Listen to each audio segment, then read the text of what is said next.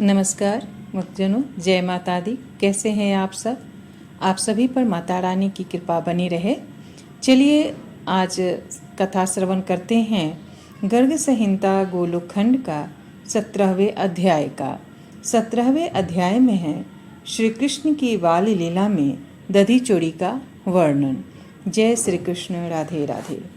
श्री नारद जी कहते हैं, राजन, तदंतर बलराम और श्री कृष्ण दोनों गौर श्याम मनोहर बालक विविध लीलाओं से नंद भवन को अत्यंत सुंदर एवं आकर्षक बनाने लगे। मिथिलेश्वर वे दोनों हाथों और घुटनों के बल से चलते हुए और मीठी तोतली बोली बोलते हुए थोड़े ही समय में ब्रज में इधर उधर डोलने लगे। माता यशोदा और रोहिणी के द्वारा लालित पालित वे दोनों शिशु कभी माताओं की गोद से निकल जाते और कभी पुनः उनके अंक में आ बैठते थे। माया से बाल रूप धारण करके त्रिभुवन को मोहित करने वाले वे दोनों भाई राम और श्याम इधर उधर मंजीर और करधनी के झंकार फैलाते फिरते थे। माता यशोदा ब्रज बालकों के साथ आंगन में खेलते लौटते तथा धूल लग जाने से धूसर अंग वाले अपने लाला की गोद में लेकर बड़े आदर से झाड़ती पोंछती थी। श्री कृष्ण दोनों हाथों और घुटनों के बल चलते हुए पुनः आंगन में चले जाते और वहां से फिर माता की गोद में आ जाते थे। इस तरह वे ब्रज में सिंह शावक की भांति लीला कर रहे थे।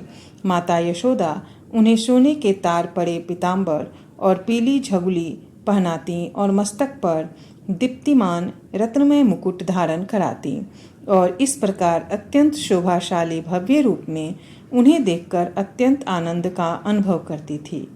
अत्यंत सुंदर बालोचित कीरा में तत्पर बाल मुकुंद का दर्शन करके गोपियां बड़ा सुख पाती थी। वे सुख स्वरूपा गोपांगनाएं अपना घर छोड़कर नंदराज के गोष्ठ में आ जाती और वहां आकर वे सब की सब अपने घरों की सुध बुध भूल जाती थी। राजन, नंदराय जी के गृह द्वार पर कृत्रिम सिंह की मूर्ति देखकर भयभीत की तरह जब श्री कृष्ण पीछे लौट पड़ते तब यशोदा जी अपने लाला को गोद में उठाकर घर के भीतर चली जाती थी। उस समय गोपियां ब्रज में दया से द्रवित हृदय हो यशोदा जी से इस प्रकार कहती थी। श्री गोपांगनाएं कहने लगी, शुभे, तुम्हारा लल्ला खेलने के लिए बड़ी चपलता दिखाता है।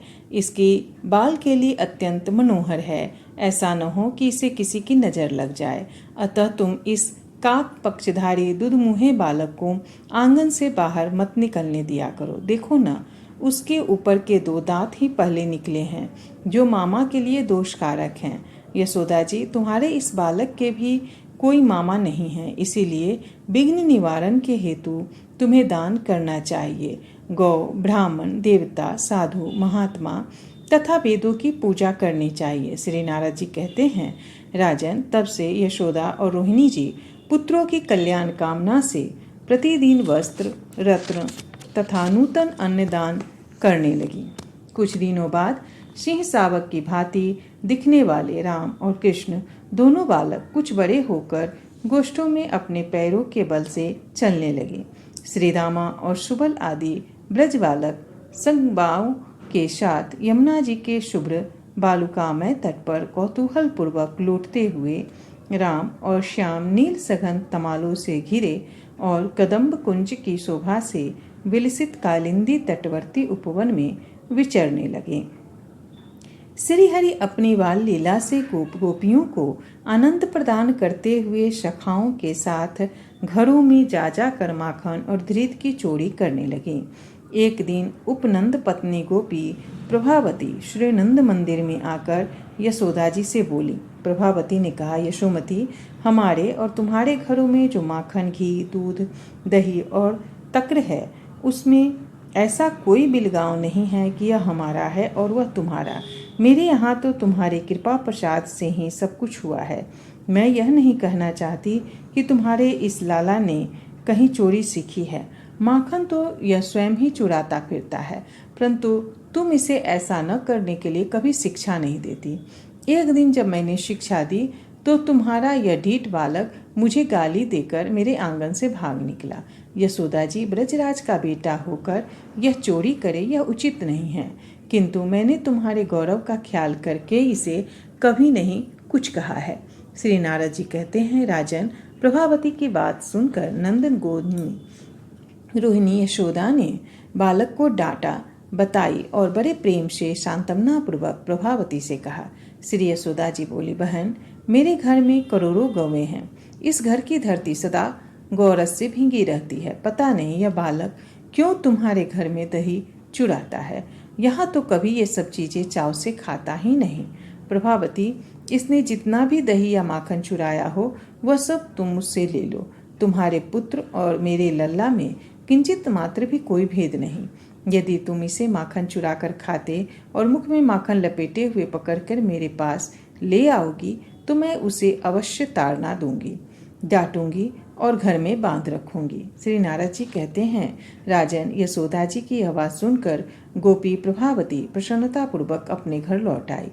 एक दिन श्री कृष्ण समवयस्क बालकों के साथ फिर दही चुराने के लिए उसके घर में गए।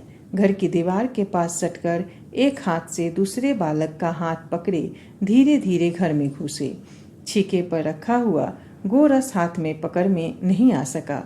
यह देख श्रीहरि ने स्वयं एक ओखली के ऊपर पीढ़ा रखा, उस पर कुछ ग्वाल बालों को खड़ा किया और उनके सहारे आप ऊपर चढ़ गए। तो भी छीके पर रखा हुआ गोरस अभी और ऊंचे कद के मनुष्यों से ही प्राप्त किया जा सकता था, इसीलिए वे उसे न पा सके। तब श्रीदामा और सुबल के साथ उन्होंने मटके पर डंडे से प्रहार किया। दही का बर्तन फूट गया और सारा द्रव्य पृथ्वी पर बह चला। तब बलराम सहित माधव ने ग्वाल बालों और बंदरों के साथ वह मनोहर दही जो भरकर खाया, जी भरकर खाया। भांड के फूटने की आवाज सुनकर गोपी प्रभावती वहां आ पहुंची। अन्य सब बालक तो वहां से भाग निकले, किंतु श्री कृष्ण का हाथ उसने पकड़ लिया। श्री कृष्ण भयभीत से होकर मिथ्या आंसू बहाने लगे। प्रभावती उन्हें लेकर नंद भवन की ओर चली। सामने नंद राय जी खड़े थे। उन्हें देखकर प्रभावती ने मुख पर घूंघट डाल दिया। श्री हरि सोचने लगे, इस तरह जाने पर माता मुझे अवश्य दंड देंगी। अतः उन स्वच्छंद गति परमेश्वर ने प्रभावती के ही पुत्र का रूप धारण कर लिया। रोष से भरी हुई प्रभावती यशोदा जी के पास शीघ्र जाकर बोली, इसने मेरा दही का बर्तन फोड़ दिया और सारा दही लूट लिया। यशोदा जी ने देखा यह तो इसी का पुत्र है। तब वे हंसती हुई उस गोपी से बोली, पहले अपने मुख से घूंघट तो हटाओ, फिर बालक को दोष बताना। यदि इस तरह झूठे ही दोष लगाना है तो मेरे नगर से बाहर चली जाओ। क्या तुम्हारे पुत्र की ही हुई चोरी मेरे बेटे के माथे मर दी जाएगी? तब लोगों के बीच लजाती हुई प्रभावती ने अपने मुंह से घूंघट को हटाकर देखा तो उसे अपना बालक दिखाई दिया। उसे देखकर वो मन ही मन चकित होकर बोली, अरे निगोरे, तू कहाँ से आ गया? मेरे हाथ में तो ब्रज का सार सर्वस्व था। इस तरह बड़बड़ाती हुई वह अपने बेटे को लेकर नंद भवन से बाहर चली गई। यशोदा, रोहिणी, नंद, बलराम तथा अन्य गोप और गोपांगनाएं हंसने लगी और बोली, अहो, ब्रज में तो बड़ा भारी अन्याय दिखाई देने लगा है। उधर भगवान बाहर की गली में पहुंचकर फिर नंद नंदन बन गए और संपूर्ण शरीर से धृष्टता का परिचय देते हुए चंचल नेत्र मटकाकर जोर जोर से हंसते हुए उन गोपी से बोले। श्री भगवान ने कहा, अरे गोपी, यदि फिर कभी तू मुझे पकड़ेगी तो अब की बार मैं तेरे पति का रूप धारण कर लूँगा, इसमें संशय नहीं है। श्री नारद जी कहते हैं, राजन, यह सुनकर उस गोपी ने आश्चर्य से चकित हो अपने घर चली गई। उस दिन से सब घरों की गोपियाँ लाज के मारे श्री हरि का हाथ नहीं पकड़ती थी। इस प्रकार श्री गर्ग संहिता में गोलोक खंड के अंतर्गत श्री नारद बहुलाशु संवाद में श्री कृष्ण के बाल चरित्र जगत दधी चोरी का वर्णन नामक 17वां अध्याय पूरा हुआ। धन्यवाद दोस्तों। अगर वीडियो पसंद आए तो वीडियो को ज़्यादा से ज़्यादा लाइक करें, शेयर करें और चैनल को सब्सक्राइब करना बिल्कुल न भूलें।